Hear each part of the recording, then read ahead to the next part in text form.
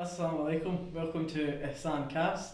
As you can see here today, we've got the return of Naveed Iqbal. We had a long discussion and finally allowed to let him back on the show. Nav, how you doing?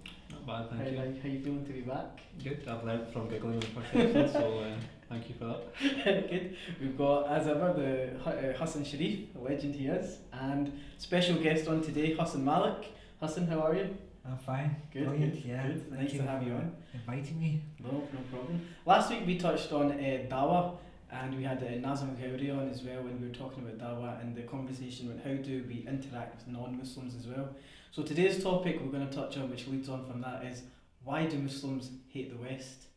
Obviously a big topic there, a big loaded question.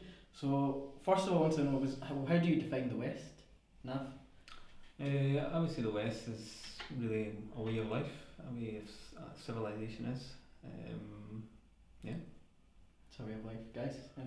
How do we define the West? Because you always hear it, the West, the West, the West. Well, how do we define it? Yeah, so geopolitically, geographically, it's kind of the West is synonymous to Europe and America more than anything else, I would say. Yeah. So when we kind of discuss the West, it's always typically discussing Europe, America. I'd put Canada in there as well. I think Canada would be in there as well. That's what we would kind of discuss as the West. Yeah. The fact when I was thinking about this, the thing that struck me was looking at history. The West's history that doesn't go that far back. So when we're talking about why do Muslims hate the West, what are we talking about? The last 50 years, 60 years, or do you feel like the West? What do you think about that? So it's a loaded question, isn't it? So the point is that Muslims don't actually hate the West. Yeah. But we phrased it in that way is because that's the narrative that's being played out more than anything else. Yeah. So yeah, and that narrative has only really been played out in probably the past 50, 60 years, where you've seen large swaths of immigrants move from the east to the west more than anything else. Yeah. Hassan, what do you feel? Why do Muslims hate the West? Or Hassan told us a very loaded question. Do Muslims hate the West? Yeah, totally loaded question. But it's interesting because Sheikh Birbaya in Washington addressed this topic, and it's interesting what he said. He said that from a traditional Islamic science logic, you always have to ask the right question. Right. So is this the right question or the wrong question? No, you have to ask the right question in the right order. Okay. So, because you can get a wrong answer, right? But then the further questioning will have inbuilt assumptions that are wrong, and that would be a catastrophe because that would just lead to a completely wrong answer. So, for give you an example, right? So there was an article in Atlanta, right? And it was saying, why do they hate the West? But it's already an inbuilt assumption there. Yeah. So, and this is what Sheikh Babai was trying to say. We need to ask what first before the why. How do you know that we hate the West? What's the evidence? Yeah. Because if you look at the evidence, majority of the Gallup polls actually show that Muslims have favourable views of the West, especially the Western Muslims. Yeah. Because they live there. They're actually in some polls they're actually more patriotic. Yeah. Well, yeah, natives. But ones who live here, were born here, second, third generation here. That's all they know. There was actually a study done even in the UK as well about kind of who's more patriotic to their country. Yeah. And Muslims came out as being more patriotic than many of the even natives, or so-called natives, so to speak. Do you think that's because when our grandparents, parents, great-grandparents came over, they feel that they have this debt to the West, to the country that they came to as immigrants? They then have this debt to it, and then they feel like they have to be patriotic towards it? No, I think it's just that they've actually built into society. They actually have lived in society and therefore are patriotic to their country. They don't have an identity crisis. I think a lot of the narrative that's being stemmed is Muslims have an identity crisis, and that's I would say in some parts, even in the UK, I would say that is true. But I would say in places like Scotland, we definitely don't have an identity crisis. If you were to ask any one of us, are you Scottish? We would say yes, we're definitely Scottish. Yeah. And I think the patriotism doesn't come from this indebtedness. It actually comes more so because the freedom to practice our religion. Mm. You know, so some of us actually kind of, kind of run away from religious persecution. Like in some countries, you can't really practice properly. So here, you got the ability and the freedom to think, critique, and to practice your religion, and that's amazing. I think people forget that a lot, that in a lot of countries people are unable to practice their religion freely. You know, there's plenty of examples of it around the world right now. So I think people forget that in this country, you know, yes, there is always the element of there is racism and there is xenophobia, but you know, if you look at the bigger picture, are you allowed to practice your religion freely? Yes, you are. Are you even can you even celebrate your religion freely? Yes, you can, you know what I mean? So... But I think Muslims recognise that. I wouldn't say that we are not people who recognise that. I think we recognise that we have a lot of freedom to practice our religion, and I think we are thankful of that. Yeah. And that's why I would say that our kind of patriotic nature comes from the fact that we don't really have an identity crisis, because we don't really have that much to complain about to ourselves of how we're being treated in this country. Yes, of course, when we talk about foreign policy and all these other issues, which we're going to inshallah discuss, then that's a different story. But in terms of us ourselves, how we feel about our country, we always look at as an individual. As an individual, how are we being treated? Well, as an individual, we're being treated relatively well. We're being treated, on the whole, as all other individuals are treated in the country as well. I'm not so sure about the identity. I think some Muslims may experience an identity crisis. They may feel that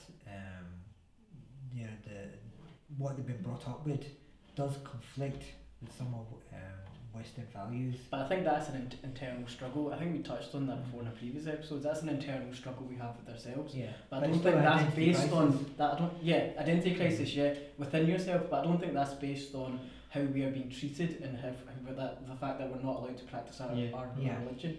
You know, I think that's an internal struggle that we've got with ourselves, how we're raised as Muslims, as opposed to how the West is treating us, or how the country that we're in is treating us. So where does this assumption come from then? Because if we're saying that we're happy here, we're patriotic, like the evidence kind of suggests that you said, where does the assumption come from that Muslims hate the West? So there's a kind of clear assumption that comes up time and time again, and this idea of Muslims hating the West, and it's an assumption that's made based upon 5% of, I would say less than 5% of the public speaking for 95% of the people. So this idea of the alt-right and people like Tommy Robinson, etc., the views that they propose, that just because they shout the loudest, it somehow means that the non-Muslims or people generally think that Muslims hate the West. Understand? So it's like, and in the same way for the Muslims, it's like if you have an extremist who constantly talks about or constantly shouts out about hating the West and loving for the sake of Allah and hating for the sake of Allah, and Allah wants you to hate the West, then that, because he's shouting the loudest and because his voice is being heard over everyone else's, people automatically assume that he's speaking for everyone. And it's repetition eventually seeps in and gets heard, and people that becomes... Whereas it's clear that he's an anomaly, and that the vast majority of people don't think that way, and that's clear with the statistics that have been shown. I think some Muslims, they do have historical grievances. You know, the fact that the Khilafah collapsed in 1924, and to be honest, the state of the Muslim lands has just kind of fallen into great depths of despair. You know, the highest level of poverty, and government are corrupt, and I think they just blame the West because of the colonialism period.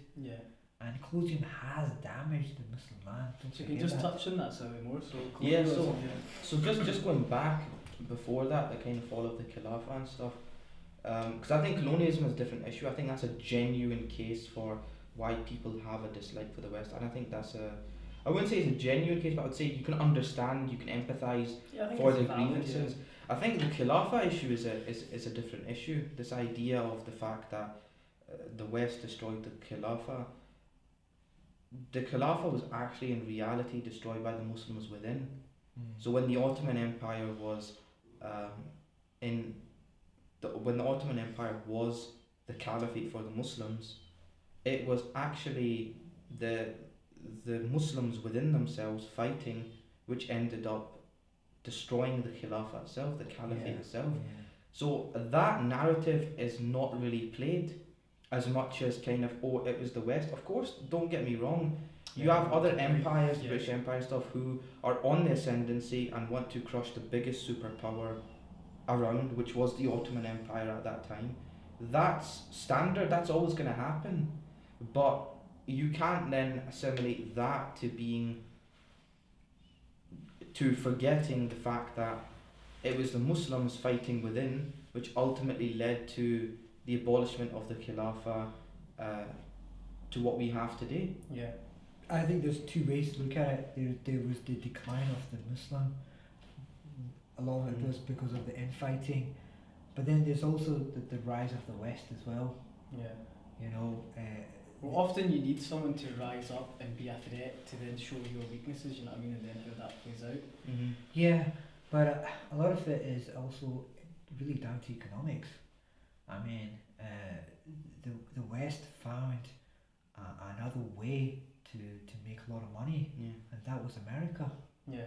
They discovered the New World. Yeah. I mean, they went to South America and just basically pillaged and rampaged it and took all their wealth. And from that, you know, you had all these, like the Spanish Armada Empire. You know, England became a very prominent power as well. So I think just slightly after that as well, capitalism and the rise of capitalism. It transformed the West from being behind the East, and especially the Muslim kind of region at that time, under the kind of Ottomans. They kind of transmutated into a real force of economic. Basically, the economy drove the nation into becoming wealthy. So in the UK, you see that, like, the rise of capitalism basically took almost half the nation out of poverty. Of course, that now comes with inequality and everything else that it comes with now. But at the time, that propelled them to become a very, very powerful nation. Now, a lot of that was not necessarily anything to do with the Muslims. That was just due to a new structure, like you said, capitalism propelling them to basically become very, very powerful. So what was it that stopped because as far as I'm aware, the Muslims kind of, what stopped them from going out and like interacting with the dunya? Was it where they were at that time? Were they disenfranchised? Were they too segmented? What was it that stopped the Muslims from, when they seen this rise of the West, where was the reply from the East? You know, where from the Muslim states? That's a good question. Yeah, I mean, that's an open question. We don't know. I mean, that's the thing. You would have to ask those people at that time. Well, where was your response to all of this? And I think Muslim society generally didn't cope well with rapid change.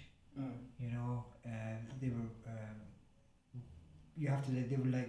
they're an agrarian society, and so when the industrial society revolution happened, like, we saw rapid change, and see, it comes back to the capitalism, and some of the philosophy that came with that was this ability to rapidly have innovation. You know, whereas Muslims were quite slow to change. So when it came to modernity, Muslims always struggled to try and catch up. Because their culture was still based on 1,000 years of the agrarian culture. Would you say we're still behind? Is that still the current case? I think we're still playing catch up, personally. What do you think?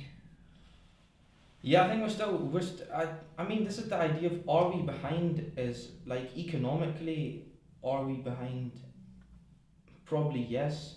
That's due to corruption, Yeah. and that's due to the next thing that we're going to talk about, is this idea of, colonialism and stuff putting us behind. Yeah. So we were always on the back foot to begin with. Yeah. So are we behind economically? Yeah, probably we are. If you were to look at the top, nations in the world, they're probably a majority of them are from the West. Yeah. So economically, are we behind? Yes. Culturally, and kind of happiness wise, and how our people are living our lives. No, I don't think so. I think as a holistic kind of environment that we have, and if you were to look at kind of happiness indexes and stuff, I wouldn't say that. Yeah, I think there's a I lot more agree. kind of mental health issues and things like that happening in the West due to capitalism, Yeah. and due to the kind of negative effects of that great transmutation are actually showing now in the people. Yeah. I think so. In maybe not in an economic sense, But well, actually in an economic sense with the personal financial level as crisis, well, yeah. but also at a personal level as well. Yeah. Yeah. So 100%. would we say, kind of as a person, as the individual themselves? No, I wouldn't say that we're losing out on anything. Yeah, I think that there were a couple of kind of key factors. There was the factors with regards to wealth.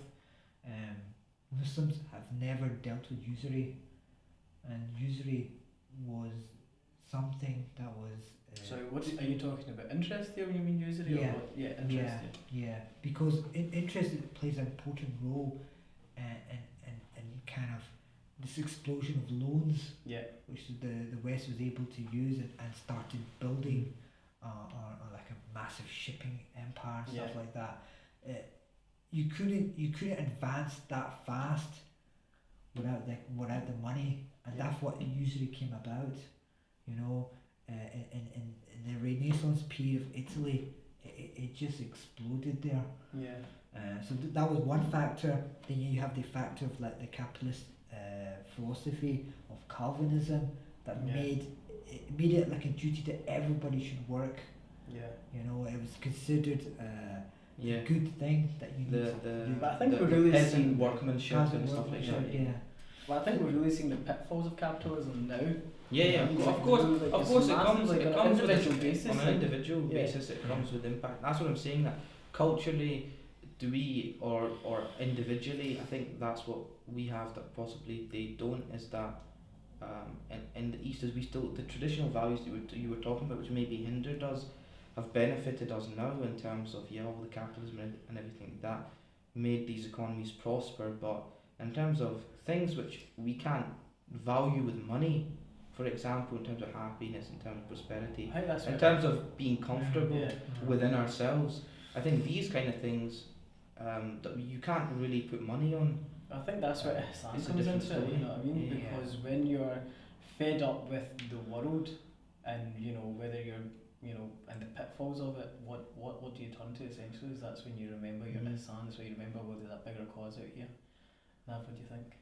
Yeah, I mean, I wonder, does it also come to the fact, I mean, I don't know if it's true, but in Western civilization, do we have more distractions, more things that take us away from Ihsan? Just bringing it back to what you said.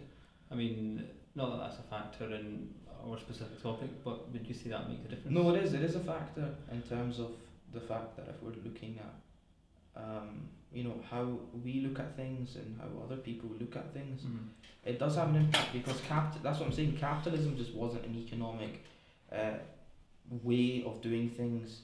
It transformed the way people think as well. Yeah. Well, now it's a very money-driven society. It's a very wealth-driven society. This idea of keeping up with the Joneses, where if your neighbour's bought a new car, Yeah. you have to buy a new car. Yeah, it does, because they've lost that ihsan element of being comfortable with what they've got. And we get taught that from religion, that Yeah. everything is in Allah's hands, and whatever you're given, and you be grateful of what Allah's given you, and you don't look at what anyone else has got. And Western culture was essentially Christian, Mm-hmm.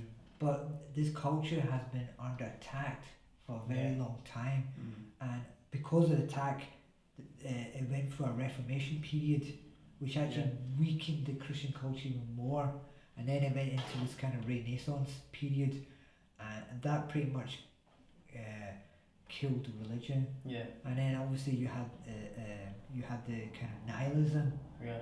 and that was quite, that's basically nothing has got any values. So that comes back to what your point is. They had to replace that, Yeah. and this is where all this distraction, Yeah.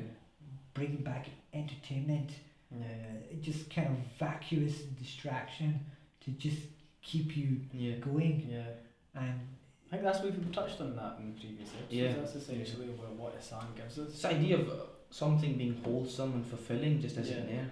Yeah. It just isn't there. So what I was thinking about was like, as Muslims then, we've been living in the West, we've been living here all our lives, but we get raised with this very Eurocentric education, this very Eurocentric view. This is all we see. So how do you think that the current Muslim thought is in doing that? No, I mean like your average Muslims. I don't mean the minority. I mean the majority here.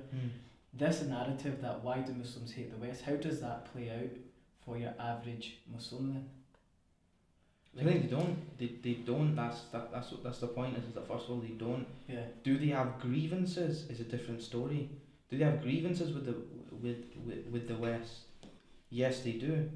Yeah. Like the foreign policy issues and just I wouldn't necessarily say the way of life. I don't think we necessarily have an issue with the way of life, because I think a lot of things which are typical in British values are things which we don't really have a problem with. For instance, like if you look at Britain as a whole, British people always love the underdog. I've noticed this between us and kind of Americans is we always love the underdog.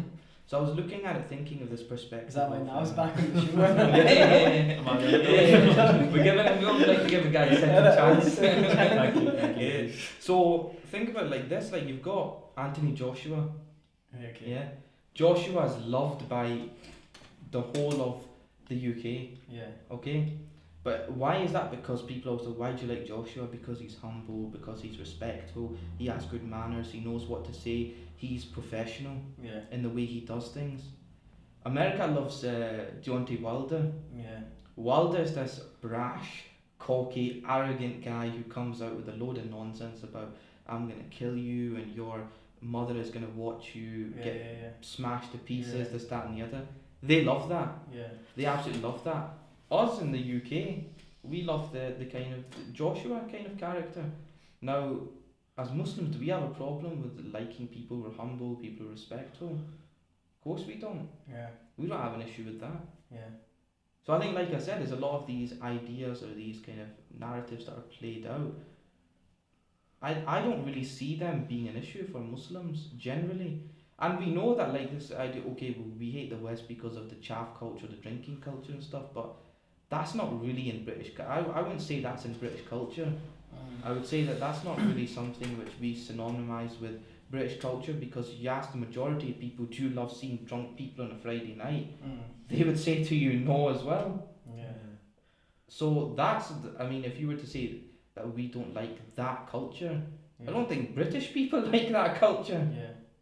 You know? Yeah. 100%. Well, I think there's also this case of, as Muslims, like, as anyone who suffered grievances, like, you want to blame somebody, you know, and you just want to blame somebody and you don't want to take the responsibility of, these things happen, it's human nature, there's always going to be a person up and a person down, and instead of just getting over it, do you think that we're still looking to blame somebody, and that's why some Muslims are still always so anti-West, even though they live here, they've been given everything here? The thing is, there's a really interesting book called The Peace to End All Peace, and at the end of the book it basically talks about how World War One never really ended. It actually kind of continued in the Middle East, and what it is, a lot of the great powers, they actually fought a lot of their battles in the Middle East, and so after post World War Two, you had the rise of Russian power, Soviet at that time, and so communism was played a big role, and some of the Muslims they absorbed a lot of communist ideas. Yeah. And if you look at communism literature, it's filled with hatred of the West. Yeah. It's full. It's like Marxism. He's got envy against capitalism. Yeah. And I feel like a lot of Muslims probably took some of those ideas I think a lot of it kind of lends itself. It's quite easy to follow as Yeah. well, as in Yeah, two oppressed definitely. societies, so you can see commonalities between them. Yeah, So and, that's and, and probably why. with the birth of Israel, that's what killed it off. With any kind of relation with the West, Yeah.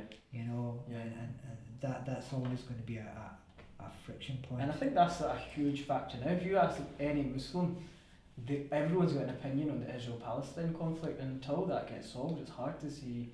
Well, the thing is, you asked them, but who was the one who kind of helped that happen as well? The Muslims had a part to play in that creation of it as well, because when the destruction of the Khilafah happened, yeah. that led the door open to that event occurring. Can you just expand on that a wee bit? Yeah. What I think he's basically- was he's the talking about- impact on the Yeah, creation of Israel? he's Because I don't think that's a narrative I've never Yeah. heard before. You've never Well, heard all that? that area was controlled by the Ottomans. Mm. So what he's talking about was the kind of the rebellion nature against the Ottomans. Right. Okay. Yeah. And obviously the British did play a part Yeah. in kind A of huge part. Yeah. see the Arabs are proud people, right? And the British really indoctrinated them. Look, you know, you're Arabs. How can Yeah. you be controlled by the Turks? You know, I can't. And that's still something that's played out today. The Turks Yeah, and the yeah, Arabs, you know what I mean? Yeah. I remember when I was there and I was saying I was going to Egypt, they were like, why would you want to go there? You know what I mean? Like, that's a horrible place. And I was like, you know, because these things that happened so many long ago, so like years and years ago, they're still prevalent today. Yeah, well, one of my teachers said that two greatest weapons that they used, nationalism and materialism, to really hone into the Muslims, and that's what happened. Arab nationalism was on the rise, and they got carried away with it, and they were also kind of betrayed by the British promises, Yeah. which they didn't fulfil, Mm-hmm. and so, like you said, they made the biggest mistake of. I think you've hit the nail on the head. That- Those two things Yeah. there are really is I think what- something even bigger than that, which isn't normally discussed and isn't normally talked about, especially for us South Asians, is the issue of Kashmir. Yeah. I think that's like the Israel issue, yes, but for us being South Asian, the majority of the Muslims living here in the UK, a vast majority of them are actually from that area, Yeah. from Azad Kashmir area. That's a huge impact because of the fact that it was almost seen as if someone had literally drawn a ruler down Kashmir to basically separate it between India and Pakistan, which just led to constant fighting over Yeah. this area. Yeah. With that happening, I mean, obviously people are gonna think, well, you British were the ones who did that to us. Yeah. Yeah. I mean, it's interesting because Mountbatten actually got Radcliffe to do this. He was only given 10 days, and he did well what he did. And now those 10 days, and he drew, and like the British just were not happy with it. No, just make it straight. Yeah. You know, just make it straight. and now we're living with the consequences. Get a ruler. That's Well, I it. think that's what it is. I think all these things that have happened in the past, Yeah. colonialism, these are the reasons why Muslims still hate. They don't hate the West, but that's the perception. You know what I mean? That's why a lot of Muslims now still have grievances. Their first thing to blame is the West. Is that blame culture is still there. Yeah. Until we get rid of this blame culture and start to look at what's happening inside our own houses, what's happening inside our own I communities. mean, it's interesting because sometimes when you look at pre-colonialist time, you know, like Muslims, they did live with Hindus relatively, and they were skirmishing and fighting, but Yeah. a lot of times they lived in peace. Yeah. Especially in Africa, you had Muslims and Christians living in peace, and in Palestine, I mean, Muslim, Christian, and Jews yeah, living in peace. under Sultan Salahuddin Yeah. al-Ayyubi. And then obviously with colonialism, this the divide and conquer strategy, they've just made us enemies of each other. Yeah. Do you think from colonialism the psyche then is still that we still see the West as people who are above us, as people who we aspire to be like, as people? Because I think that is, especially for Muslims who first came, I think that's how, my understanding is that's how they've seen it. They see the West as these great You know people who have given us the everything. classic phrase that I've heard is like when it came to like so I've got some family, we live from Faisalabad, and the audience as well. So basically, they always talk about this railway. Alright, these like wonderful railways, and they're like, look, the British built that railway over 100 years ago, and that railway is still running till today. And us Pakistanis, we can never build anything that mazboot, that good or that proper. And it's like, why are you putting yourself down? I think that mentality is still currently being played out within our own communities. So how are we going to overcome that? We were at one time king of the world. You know, Muslims were a superpower at one time in the world, and I think the fact that we've fallen so low, we just feel angry. Yeah. That we But I think the problem is with that anger is we're looking to shift it onto something as opposed to look, how did that happen? What did we do? What role did we play? Yeah. But we're just looking to shift that blame. And not even that, but thing is that happened and that's been documented. How do we move on from that to put ourselves in a better state? I think then that's the psyche that we need to have. So you don't need to have the psyche of first of all hating them as the first kind of. There's no point in that. It's not going to get you anywhere. The second idea is like just constantly talking about, like I said, the railway. Oh, look how brilliant they are. We're pretty much useless compared to them.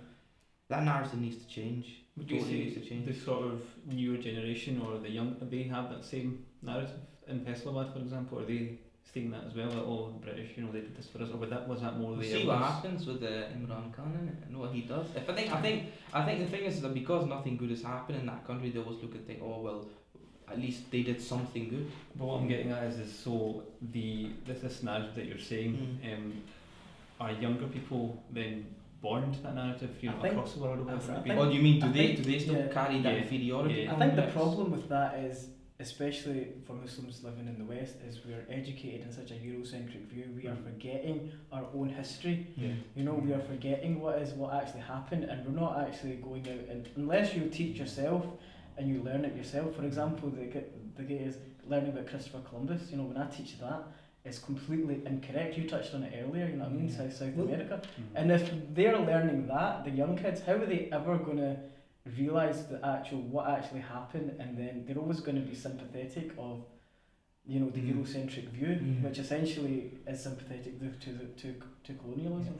During colonialism, a lot of our institutions were suppressed or destroyed, and what's happened is that the younger generation, they want to rediscover that, because you have to remember that Islam has been suppressed in some of these countries, but now they're coming up, and the young people want to establish the institution. They want to know about their history. They want we need to rebuild those institutions, because those big institutions is what's going to help us propel forward.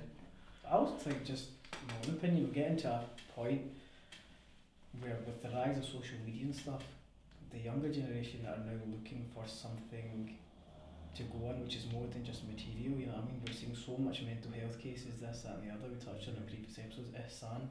So I think we're at a good opportunity to kind of re-educate the young, our youth, And I think we're going to touch on an episode in the future as well. Islamic education in the West. Is it time to redefine that, and how's that going to play out? But we have to remember that at the same time, our religion is under siege. There's no doubt about that. It is under siege by the liberal elite. When they talk about multiculturalism, that's all fine, but what they're really talking about is, you can have a different culture, but your belief systems have to change. And with the alt-right, who they're just anti-Islamic, and they're another threat altogether. This is where the role of the media comes into it, I think. This is really where the role of the media comes into it. But Nav, do you have any experiences? How many on social media, how many images do you see of Muslims, or this idea of Muslims are going to take over, they're going to establish the Khilafah? I remember that Muslimic ray guns video that you saw, and then stupid things like that, or like Boris and his burqa ban and whatnot. I mean, of course, these things are inflammatory. It's full of it. Facebook's full of it. But I think It's a going great back to song, what you- that Islamic Trade country. Yeah, it's brilliant. I was going to say, sorry, come back to what you said about social media. I think as well, if we are limited to our own friends, so for example, all my friends on Facebook, they're not necessarily going to be showing, they're going to be supportive of, Your Muslims views. in the West, in my views. So I'm in a little hole where I'm not really seeing the other side of social, do you know what I mean? Yeah. So just touching on your point from that, yeah, okay, I do see it, but not as much because of reasons, those sort of reasons. Yeah, I suppose it's part I of the think issue. the media's got a huge role to play. Unfortunately, it's playing such a negative view at the moment, and this is the reason why that narrative has been created. Why do Muslims hate the West? The media has a lot to answer for in that regard, and I think maybe next week I think that's a whole episode in itself. Like, what is the role of the media and what is it doing to the current I mean, Muslim at the end of the day, mentality? media has one thing, that's to make money. So they make money through scare stories and fear, and this is a war of propaganda. That this all this what the alt-rights come out with. Oh, this is all fake news. It's really becoming confusing for the layperson. So when they just go on social media, they're not going to tell what's real news or what's fake news. Like Breitbart is almost becoming like some of the mainstream news. Become that influential. I mean, they were primarily what got Trump into power. Yeah, that's what I was just going to say. I was going to touch on it when you were talking about The bubble. your bubble.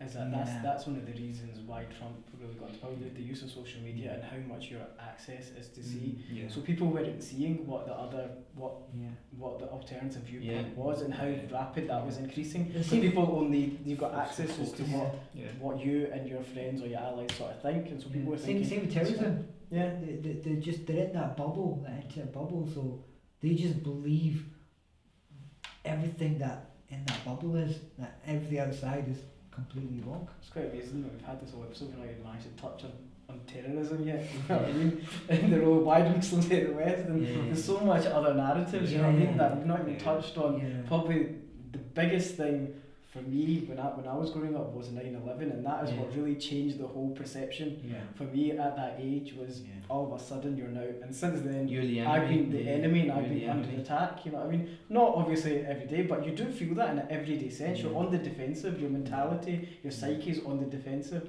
and eventually that takes its toll on you. You know what I mean? The way you think, the way you act, the way you behave, or should I wear this out?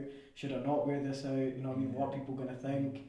Eventually it takes Believe it its or not, actually after 9/11, the West still had a favourable viewpoint of Muslims. Like they did Gallup polls and it was actually okay. It was actually with the Iraq War, yeah. with the rise of Zarqawi and Yeah, it was a direct consequence of it. But I Yeah, think as a moment in history, that was the yeah, the that was turning point the for me, that real really- turning point. yeah. Yeah. So just to summarise this, if you can summarise such a loaded topic, why? I think we might even need to touch on this more. You know, I don't think There's it's just that surface. there's too many interrelated topics. Yeah, in this. It's yeah. just- So why do Muslims hate? Intersectionality at its finest. You know what I mean? Yeah. So why do Muslims hate the West? Yes or no? No, we don't. I'm just trying to poke a few bears. So, any conclusions, Hassan? What do you think? It depends what group you're in. If you're Al-Muhajirun, then yeah, you definitely hate the West. But If you're everyone else, everyone else, you don't really care, and you definitely don't. As shown by the stats. Yeah. Yeah, and again, it comes back to that fact that 2% minority being just so outspoken that's created this narrative. Yeah. When the 98% completely disagree with that narrative, Yeah. that we hate the West. Yeah. So, like you've heard it here, Muslims don't hate the West. And I think we're going to touch on this topic a lot more because there's so much to unpack and uncover. We're just going to touch on the media as well. I think we'll do that in a future episode. But Hassan, thanks for coming on. Thank you. Have you very enjoyed much. it? Oh, thank you. I enjoyed Yeah. it. So yeah. Would you like to come back on in the future? Oh, definitely. Yeah. Inshallah. Excellent. Nav, you going to come back? Or? If you guys let me. So, thank you very much for watching. Please subscribe to the YouTube channel as well. And leave us your comments. Tell us how we can improve. What are you enjoying? Any future topics as well? Please subscribe. Assalamu alaikum. Thanks,